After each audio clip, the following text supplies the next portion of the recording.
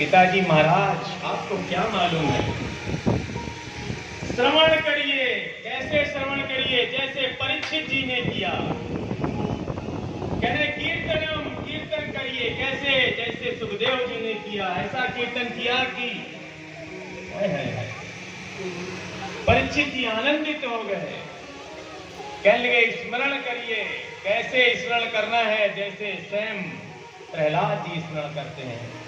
और पाद सेवनम, सेवा कैसे करना है? जैसे लक्ष्मी जी नारायण जी करते हैं। अर्चनम वंदनम दास्यम, जो ठाकुर जी की अर्चना है उसके आचार्य हैं पृथु जी महाराज। ठाकुर जी की वंदना के आचार्य हैं अक्रूर जी महाराज। और साख्य महात्म्य निवेदनम, साख्य ठाकुर जी के सखा कौन है? अर्जुन जी। अर्जुन ठाकुर जी का सखा है, जिसका रथ ठाकुर जी महाभारत युद्ध के दौरान संचालित करते हैं, साथी बने। रात्रि का सायंकाल का समय, रात्रि की बेला है गई। शिविर में अर्जुन सोने के लिए जा रहा है, निद्रा आ रही है। और द्वारिकाधीश आए, अरे अर्जुन तुम्हें नींद आ रही है तो एक पतो ना है? अरे पितामह भीष्म ने कछु प्रण कियो है। माने कही है कि कल एक पांडव ने, और बातें लड़बे तो तेरो ही भाई, धनुर्धारी से लड़ेगा कौन? धनुर्धारी तेरो ही, तेरा ही लड़ना है। अर्जुन ने कही, हे केशव मैं बहुत, मेरे शरीर में वेदना हो रही है, बहुत श्रम हो चुका है, श्रम से थका हुआ शरीर है। ठाकुर जी ने कहा कि मुझसे ज्यादा श्रम किया तुम्ही ने, श्रम किया मैंने नहीं किया। ठाकुर जी से कह रहे, अरे तेने कहा श्रम किया तो तुम, अरे घोड़न की रास लेके बैठ जाए, यूं घुमा दे वो घुमा दे। अरे युद्ध तो मैं करूं, इधर से भाला आ रहा है, इधर से कटार आ रहा है, इधर से तलवार आ रही है, ये भाई तो मैं देख रहा हूं ना। एक धनुष पे तीर चढ़ाए के मैं तो बोले सगरे युद्ध भूमि को देखना पड़े, तू का युद्ध करे, तुम्हें कौन सा श्रम? ठाकुर जी ने कहा कि तो तुम्हें कोई भय नहीं है, माने नहीं कि मुझे भय करने की जरूरत नहीं ना है। क्यों? बोले आप हो ना, जब आप हैं तो हमें चिंता की क्या आवश्यकता है? ऐसा क्योंकि भक्ति के जो रस हैं, उसके जो सोपान हैं, भक्ति के कई रस हैं, कई सोपान हैं। कहते शांत रस की भक्ति, दास्य भाव की भक्ति, साख्य भाव की भक्ति, वात्सल्य भाव की भक्ति और श्रृंगार भाव की भक्ति। चर्चा नहीं करनी चाहिए पर मैं करूंगा, बताऊंगा आपको। रामायण जी में भी नवधा भक्ति बताई गई, श्रीमद् भागवत जी में भी नवधा भक्ति बताई गई। ठाकुर जी की इसके अलावा एक और भक्ति है, इसके ऊपर का सोपान है, उसको कहते हैं दसधा भक्ति।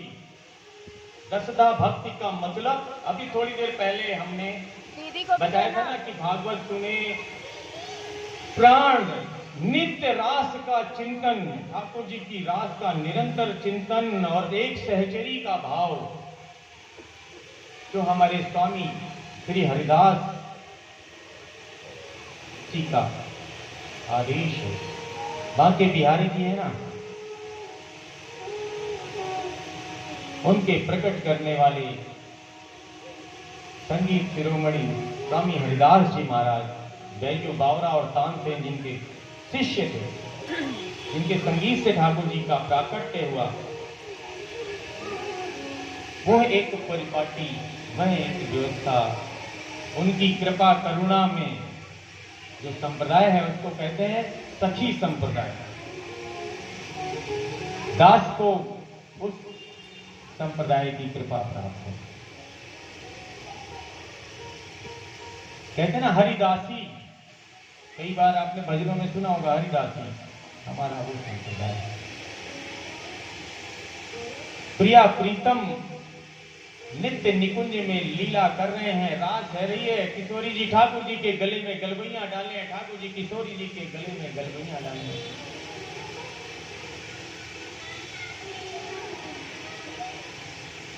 और प्यार से भ्रमण कर रहे हैं, रास कर रहे हैं, आनंद विहार। कहते कि वो प्रेम, वह रस माधुरी, उसको, उस छवि को निरंतर छकती रहे हैं जो नेत्र, वो है दसदा भक्ति, प्रेम का परम श्रेष्ठ अवस्था। कहते कि जब हिरण्याकश्यप ने सुना कि मेरा ही पुत्र मुझी को ज्ञान परोस रहा है, तो उसने कहा कि हे दुर्बुद्धि, यह कौन सा ज्ञान तूने ग्रहण किया है। अत्यंत क्रोध में अंधा हो गया और पुत्र प्रेम समाप्त हो गया उसके हृदय से।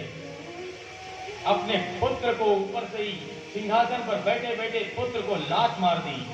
प्रहलाद जी नीचे गिर गए सभा मंडल के मध्य में और कहने लगा अपने सभाजनों से कि हे दैत्यों, इसके जीवन की पीड़ा समाप्त कर दो।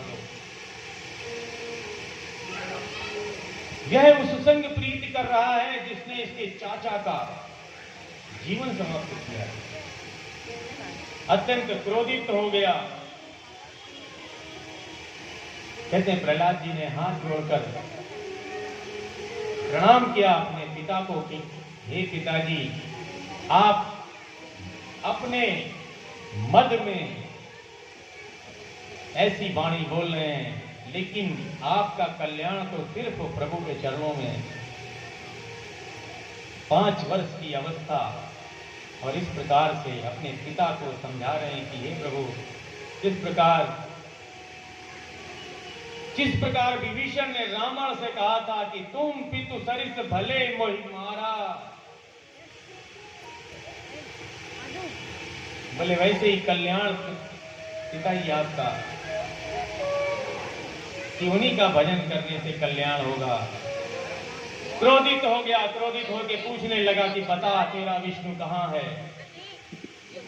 कौन है विष्णु। बोले वो तो कण कण में व्याप्त है। बस क्रोधित अवस्था में तुरंत उसने एक स्तंभ की ओर, पाषाण पत्थर का स्तंभ था, उसकी ओर संकेत करते हुए कहा, बता इस स्तंभ में भी है विष्णु। प्रहलाद ने प्रेम से स्तंभ की ओर देखा, बोले हाँ, इस स्तंभ में भी है मेरे प्रभु।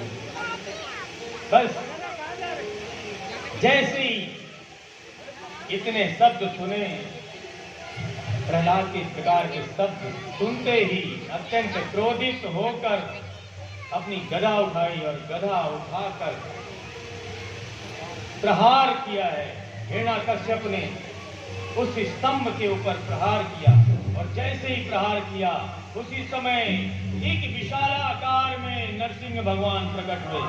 बोलो नरसिंह भगवान की जय।